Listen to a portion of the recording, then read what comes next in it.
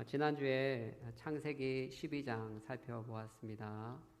아브라함에게 주신 언약의 말씀에 대해서 살펴보았습니다. 아브라함은 원래 메소포타미아 문명의 갈대아 우르에 있었는데 하나님이 먼저 그에게 나타나셔서 영광을 보여주시고 계시를 주셨습니다. 그래서 아브라함은 아버지 데라를 설득해서 데라가 설득을 당해서 가족들을 끌고 하란까지 오게 된 것이죠. 하란에서 사실은 더 남쪽으로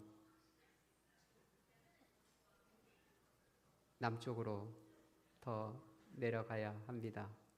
더 내려가야 되는데 근데 내려가지를 못했어요. 하란에서 오래 머물렀습니다. 아마 10년 이상 더 오래 머물지 않았나 그런 생각을 하는데요.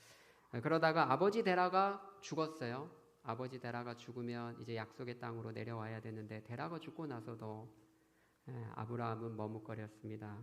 그래서 창세기 12장에 하나님이 나타나셔서 아브라함에게 언약의 말씀을 다시 주신 것이죠.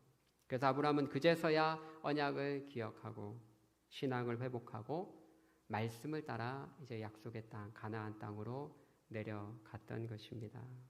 그래서 12장 4절에 보면 이에 아브라함이 여호와의 말씀을 따라갔고 여호와의 말씀을 따라서 이제 남쪽으로 계속 내려와서 약속의 땅에 도착해서 세겜에서 제단을 쌓고 하나님께 예배드리고 또 내려와서 베델에서 제단을 쌓고 하나님께 예배드리고 그리고 점점 약속의 땅 중앙부로 오게 된 것이죠. 그런데 약속의 땅에 오긴 왔는데 우리가 12장 후반부는 안 읽었거든요. 근데 좀 다루기 원하는데 약속의 땅에 도착했는데 그런데 큰 기근이 들었습니다. 하란에서 나름 안정된 삶을 살았거든요. 그곳에서 편하게 살 수 있었는데 하나님이 가라고 해서 믿음을 가지고 약속의 땅에 힘들게 왔는데 오자마자 큰 기근을 당하게 된 것이죠. 여러분, 말씀을 믿고 의지해서 약속의 땅에 오면 더 윤택하고 더 풍요로운 삶이 예비되어야 되지 않을까요? 이것이 당연한 것이 아닐까요? 우리에게는 그런 기대가 다 있습니다.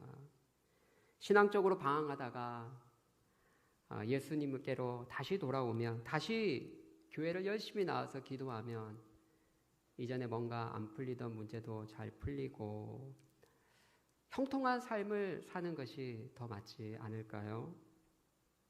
신앙을 회복하고 교회 나왔는데 오히려 삶은 더 꼬이고 예기치 못한 사고도 생기고 우리의 인생에 기근이 찾아온다면 시험에 들지 않을까 그런 생각을 하게 됩니다. 아브라함은요, 믿음을 가지고 말씀을 따라서 그나마 좀 큰 결단을 하고 약속의 땅에 왔는데 기근이 찾아왔다라는 것이죠. 그가 선택한 것이 무엇입니까? 그래도 하나님의 보내주신 약속의 땅이니까 여기서 버텨보자. 그게 아니라 그가 믿음이 약합니다. 약속의 땅에 와서 기근을 당하자마자 뒤도 안 돌아보고 더 남아해서 애굽으로 와버렸습니다. 그래서 약속의 땅을 등지고 애굽으로 왔는데요. 애굽도 물론 기근이 좀 있었겠지만 그러나 애굽은 우리가 알다시피 나일강을 끼고 있습니다. 버틸 수 있습니다. 그래서 기름지고 좋은 땅 애굽으로 내려와서 살고 있었던 것이죠. 그런데 애굽 땅에 도착하자마자 문제가 생겼습니다. 그것이 무엇일까요? 바로 자신의 아내가 너무나 예쁘다라는 것이죠. 사라의 아내가 65세거든요. 여러분 65세쯤 되시는 분들 어디 있어요? 65세.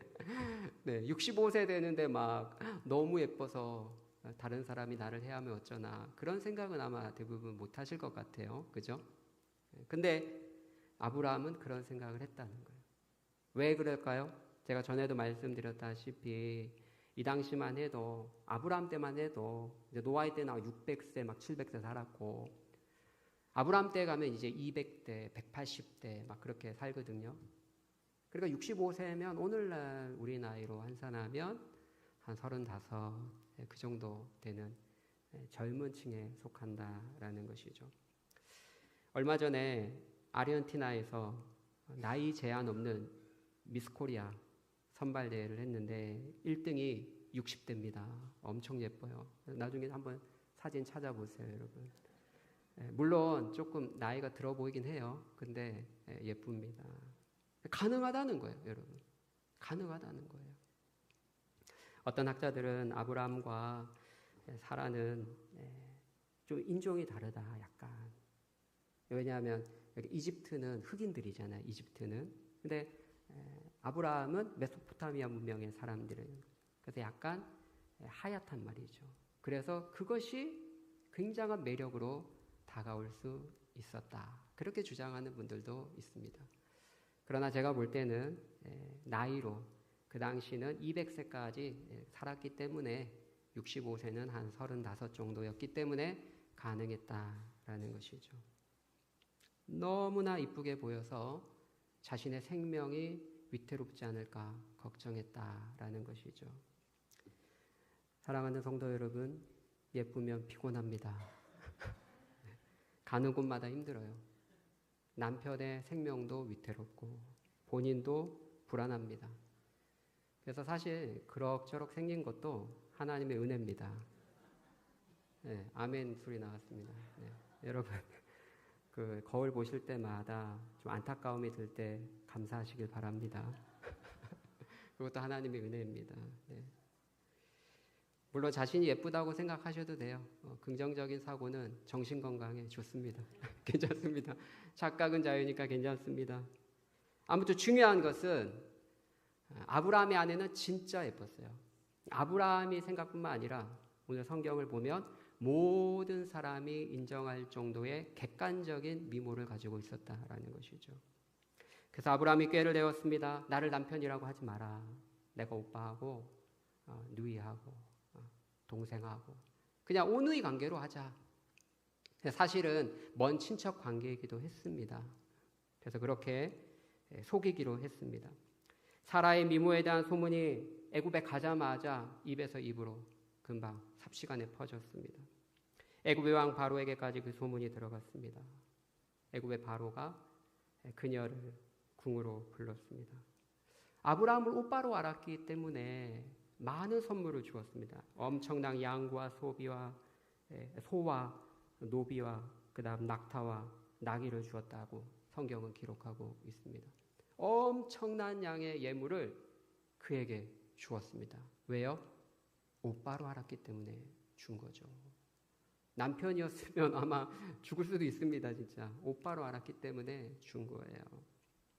이제 궁에서 정결하게 준비되어 결혼 예식을 기다리고 있습니다. 이제 몇 주가 지나면 혹은 며칠 안에 결혼식이 이루어질지 모릅니다. 아브라함이 양과 소와 나귀와 엄청난 예물을 받았거든요. 근데 아브라함이 그 예물 때문에 희희낙낙거리며 이게 웬 떡이야? 그렇게 좋아했을까요? 아마 그러지 못했을 것입니다. 아마도 자신의 사랑하는 아내를 지켜주지 못했던 자신의 무능력 때문에 얼마나 마음이 아팠을까요? 그렇다고 바로 앞에 가서 다시 사실 제가 남편입니다. 돌려주십시오. 그렇게 말할 수 있어요, 여러분? 그 자리에서 죽는 거예요. 네가 지금 사기치나 장난하냐? 그냥 그 자리에서 죽는 거예요. 여러분 애굽이 그 당시 당대 초강대국 아닙니까? 애굽의 왕이에요, 여러분 왕. 그 앞에서 장난하는 것도 아니고 오빠라고 했다가 다시 남편이라고 했다 달라고 했다가 살아남을 것 같습니까, 여러분? 그러니까 이러지도 못하고 저러지도 못하고 마음 아파하면서 하나님께 간절히 아마 기도했을 것입니다. 성경에 나오지는 않았지만 내가 왜 약속의 땅을 떠나서 애굽까지 와서 이런 고난을 받는가? 아마 자기 꾀에 속아서 거짓말한 것에 대한 후회도 막심했을 것입니다. 결혼 예식이 다가오면서 하루하루 고통스러운 날들을 보냈을 것임에 틀림없습니다. 사랑하는 성도 여러분, 우리도 때로는 하나님의 말씀을 저버리고 애굽을 선택했다가 세상적인 방식을 선택했다가 큰 낭패를 당한 적이 없으십니까? 하루하루 정말 쓰디쓴 그 고통을 맛보며 고난의 날을 어둠 가운데 보내신 적이 없으십니까? 아니 어떤 분들은 지금도 그런 고난의 때를 보내고 있는 분들도 있을 수 있겠습니다. 믿음의 조상 아브라함조차도 그러했으니 왜 우리에게 이런 고난의 시간이 없겠습니까? 다 실패와 아픔, 연약한 믿음으로 인해 당하는 고난이 왜 우리 인생 가운데 없겠습니까? 누구나 다 한 번쯤은 자신의 믿음의 연약함과 불완전함을 인해서 이런 고난의 시간을 겪게 되는 것이죠. 그런데 놀랍게도요, 하나님께서 바로의 집을 치셨습니다. 하나님께서 바로의 집에 성경에 보면 큰 재앙을 내렸다고 기록하고 있습니다. 더 놀라운 것은요, 그 재앙의 원인이 바로 아브라함의 아내 사라 때문이었다는 것을 바로가 알도록 하나님이 만들어 주셨다라는 것이죠. 어떻게 알았을까요? 어떻게? 아브라함이 가서 말한 것도 아닐 텐데 큰 재앙이 닥쳤다고 어떻게 그것을 연결하냐고요, 그 사건을. 그것은 분명히 하나님의 특별한 개입이 있었음에 틀림없습니다. 하나님께서 먼저 바로의 집을 완전히 그냥 팍 한 방에 치시고 그리고 나서 꿈이나 계시로 음성으로 바로가 분명히 알아들을 수 있을 방식으로 말씀해 주신 것이죠. 야, 너 그 여자 보내라. 나의 종 아브라함의 아내다.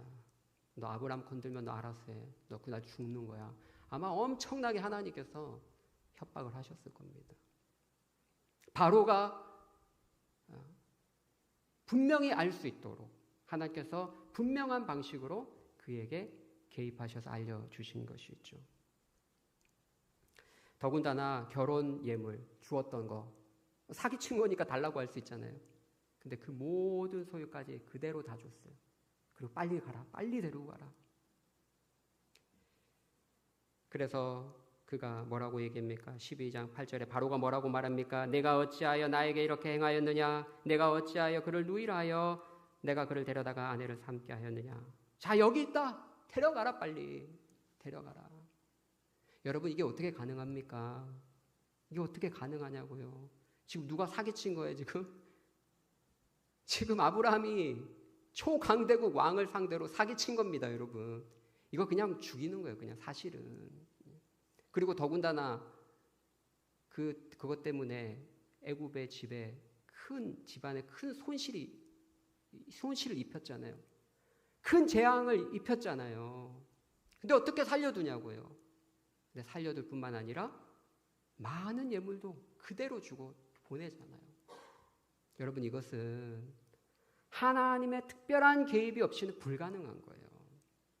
하나님이 강하게 그의 집안을 치시고 그리고 애굽의 바로조차도 분명히 알아들을 수 있는 방식으로 개입하셔서 경고하신 겁니다. 너 걔 건들면 너 알아서 해. 그냥 보내. 그리고 예물 준 것도 다 그대로 보내. 하나님이 놀라우신 분이에요. 놀라우신 분. 분명히 아브라함은 자신의 허물로 이런 범죄를 했지만 하나님께서는 놀랍게도 그의 연약함마저도 하나님이 다 덮어주시고 개입해 주셔서 보호해 주시고 지켜주셔서 그의 악조차도 선으로 만드시고 복의 근원이 되겠다 하신 말씀처럼 그렇게 그를 통해 하나님이 살아계심을 보여주셨다라는 것이죠. 아브라함은 엄청난 거부가 되었습니다. 아브라함은 약속의 땅을 버리고 말씀을 등지고 가다가 정말 죽을 뻔했는데 근데 하나님이 개입하셔서 그에게 복을 주신 것입니다. 사실 아브라함이요, 이 사건을 통해서 무엇을 느꼈을까요, 여러분? 아, 내가 믿는 하나님이 보통 분이 아니구나. 내가 믿는 하나님이 애굽의 바로 왕도 벌벌 떨게 만드는 대단한 분이구나. 그것을 아마 분명하게 깨닫게 되었을 거예요. 아브라함은 다소 믿음이 연약했습니다. 그래서 하란에서 잘 내려오지도 못했고, 그리고 내려와서도 기근이 들자마자 바로 애굽으로 내려왔어요. 애굽에 내려와서도 두려워서 거짓말을 했습니다. 아내를 누이라고 했어요. 믿음이 없는 것이죠. 부족한 것이죠. 그러나 이번 사건을 통해서 자기가 믿고 섬기는 하나님이 얼마나 위대하시고 얼마나 능력이 많으신지, 애굽의 바로조차도 벌벌 떨게 만드는 위대한 전능자 하나님이구나라는 것을 분명하게 아마 각인했을 것입니다. 그 마음에 새겼을 것입니다. 그리고 하나님에 대한 신뢰를 갖게 되었던 것이죠. 사실 아브라함의 믿음이 처음부터 대단한 것은 아닙니다. 우리처럼 연약한 부분이 많았습니다.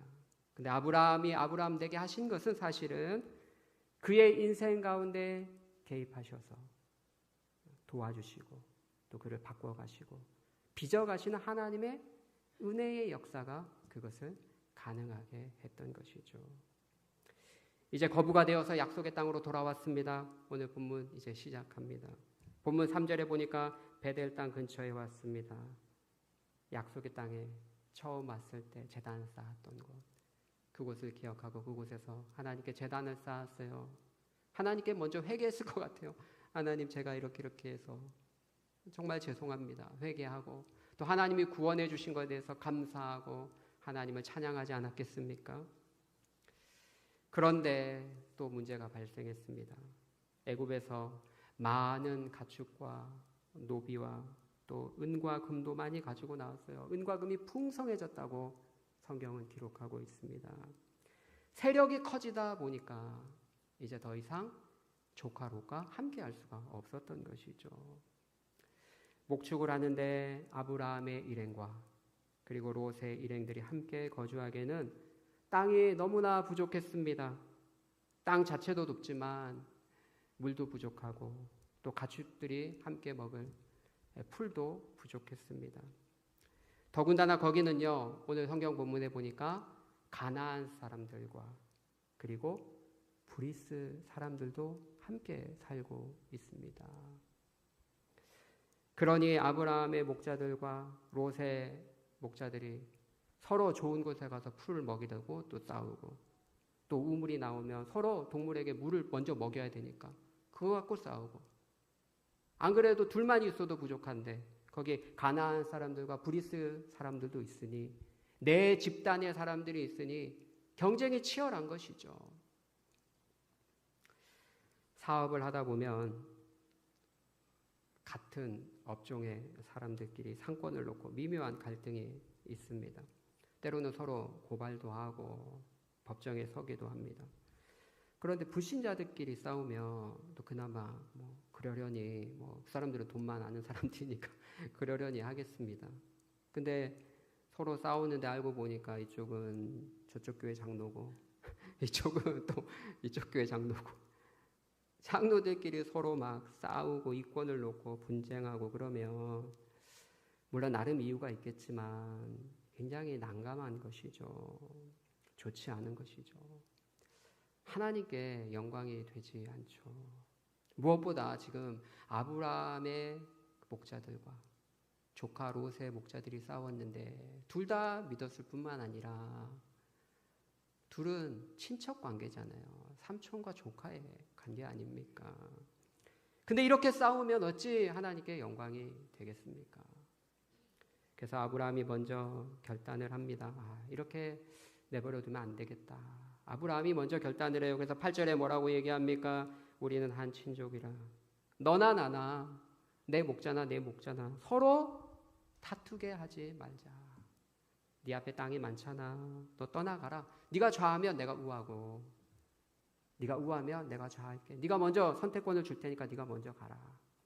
그렇게 이야기를 합니다. 여러분, 그 롯도 그런 생각을 못했겠어요? 롯도 이렇게 서로 싸울 때 먼저 아브라함에게 제안하고 싶었겠죠. 그죠? 근데 그렇게 할 수 없었던 이유가 본인이 족하니까, 좀 낮으니까 먼저 제안을 못했고, 먼저 제안을 하려면 어때요? 사실은 양보를 해야 되잖아요. 그죠? 먼저 가라고 할 수 없잖아요. 나쁜 땅 먼저 가시오 할 수 없잖아요. 그죠? 아니면 좋은 땅을 내가 먼저 차지하겠습니다 라고 말할 수 없잖아요. 그러니까 롯도 이 문제를 알았지만 선뜻 제안을 하지 못했던 것이죠. 그러나 아브라함이 그것을 알고 먼저 제안을 했고, 중요한 것은 선택권을 조카 롯에게 먼저 주었다라는 것이죠. 여러분, 이게 쉬운 것처럼 보이지만 대단한 희생입니다. 정말 대단한 희생이에요. 여러분이 만약에 선택권이 있다고 합시다. 딱 서울에 여러분이 갔는데 강남 쪽에 100평의 땅과 부지가 있어요. 그 부지에 저택이 있어요. 그리고 강북 쪽에 100평의 땅과 부지와 그리고 저택이 똑같은 저택이 있어요. 여러분이 강남과 강북을 사이에 놓고 여러분 선택하라면 조카와 함께 이제 선택을 할 수 있어요. 어디를 선택하시겠습니까? 네가 강남하면 내가 강북 갈게. 네가 강북하면 내가 강남 갈게. 그렇게 말할 수 있는 사람 한번 마음속으로 손들어 보세요. 저는 거의 없다고 생각해요. 거의 없다고 생각해요. 네, 우리 전도사님 들었습니다. 네, 가능성 없으니까 들으신 걸로 알아요. 네, 그럴 수 있을 것 같아요. 네. 근데 여러분, 세상 사람 어느 정도인지 알아요? 세상 사람들은 자기가 강남 가질 뿐만 아니라 법적으로 또 교묘하게 뭐 술수를 써서 강북까지 뺏어요. 강북까지. 무슨 얘기인지 알죠? 이게 세상 사람들의 마음입니다. 그래도 우리는 좀 착하니까 강북까지는 뺏지 않겠죠. 그죠? 그러나 자기가 강남 차지하려고 하는 거예요. 좋은 땅. 그게 인지상정이에요. 우리 마음입니다, 여러분. 그러니까 이 아브라함의 이 선택권을 먼저 준 것이 굉장히 어려운 결정입니다, 여러분. 그리고요, 우리가 기억해야 할 것이 이게 아브라함이 최종 결정권은 있지만 사실은 한 집단의 리더는요, 그 밑에 있는 식솔들도 생각해야 되는 거예요. 여러분, 그 롯이 만약에 좋은 땅을 선택했다고 해봐요. 그럼 좋은 땅을 선택했으면 그 나머지 땅은 덜 좋은 거예요. 아니, 아주 안 좋을 수 있습니다. 그러면 누가 고생하는 거예요? 아브라함만 고생합니까?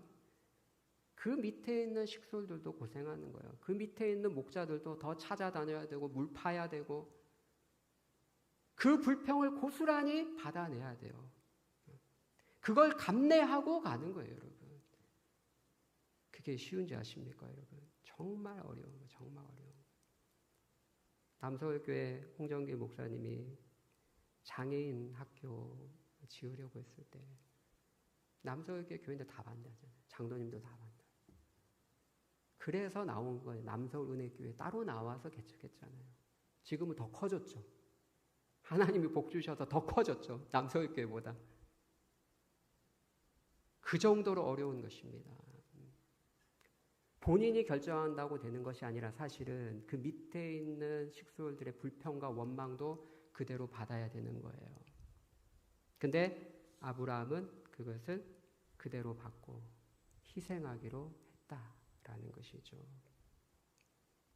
결과를 뻔히 알면서 아브라함은 희생한 것입니다. 여러분, 롯에게 네가 먼저 좋은 거 선택하라 하면 롯이 형님, 아니 삼촌 감동입니다. 삼촌이 먼저 가십시오. 그럴 것 같아요. 네. 롯은 신앙이 거의 없잖아요. 믿긴 믿지만 베드로서에 보면 그가 의인이라고 했습니다. 믿음은 분명히 있습니다. 그러나 아브라함만큼 믿음이 있진 않아요. 그래서 오늘 본문에 보니까 아니나 다를까 어디 선택합니까? 바로 그냥 요단 지역. 오늘 본문에 뭐라 그래요? 그 지역이 어떻다 그래요? 여호와의 동산 같고 애굽 땅과 같더라. 그러니까 기름지고 좋은 거 그냥 바로 선택해 버려요. 아브라함은 덜 좋은 지역을 선택해야 했던 것이죠. 결과를 뻔히 알면서 자신이 손해보는 쪽을 선택했다라는 것이죠. 여러분, 그것이 어떻게 가능할까요? 그것이 어떻게 가능해요?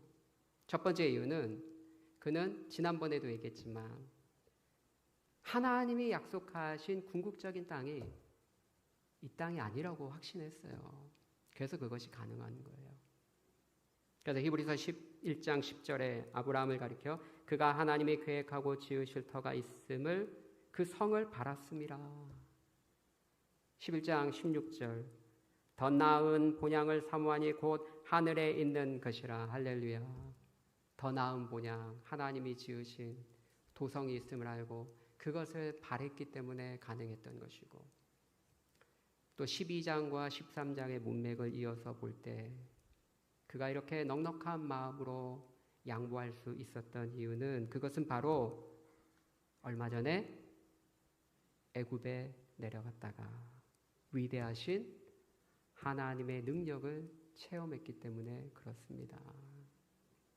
초강대국 애굽 왕도 쩔쩔매게 만드는 그 하나님의 능력을 경험하고 나니까, 하나님이 함께 계시니까 먼저 양보하는 거예요. 그 하나님이 나와 함께 계시는데 네가 좋은 땅 따져도 괜찮다. 나는 나쁜 땅, 안 좋은 땅 가도 하나님이 복 주신다. 거기를 더 좋게 만드신다. 그런 믿음이 있는 것이죠. 하나님의 능력을 체험하고 나니까 어디 좋은 땅, 인간적으로 그게 중요한 게 아니더라는 거예요. 애굽 땅에도 가봤잖아요. 가장 찬란한 문명, 나일강이 흐르는 애굽 땅에도 가봤잖아요. 근데 좋은 땅에 간다고 그게 문제가 아니더라는 거예요. 하나님을 만나고 나니까 좋은 땅에 있느냐 없느냐 그게 문제가 아니라 전능하신 하나님이 나와 함께 하느냐 아니하느냐. 하나님이 함께 하시면 척박한 땅도 기름지게 만든다. 우물이 안 나오는 것도 만들게 하신다. 그런 믿음이 생긴 거죠, 이제는. 그러니까 기꺼이 양보하는 거예요. 넉넉한 마음이 생기는 것이죠.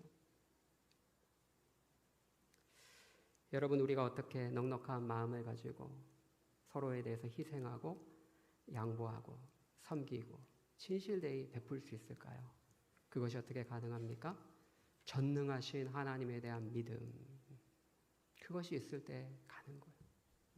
그 하나님이 함께 하심 그 자체가 복이고, 내가 희생하고 양보했을 때 하나님이 손해보지 않게 하신다. 내 인생 책임져 준다. 그런 믿음이 있을 때 가능한 것이죠. 그래야 다른 사람에게도 양보하고 또 다른 사람도 넉넉한 마음으로 품게 되는 것입니다. 바라기는 우리가 섬기는 하나님에 대한 그 위대하심, 그 능력에 대한 확고한 확신이 여러분에게 있기를 바라고요. 또 더불어 천국에 대한 소망도 가지시고 이 땅에서 넉넉한 마음과 여유를 갖고 희생과 나눔의 삶을 실천하는 복된 성도들이 되시기를 예수님의 이름으로 축복합니다.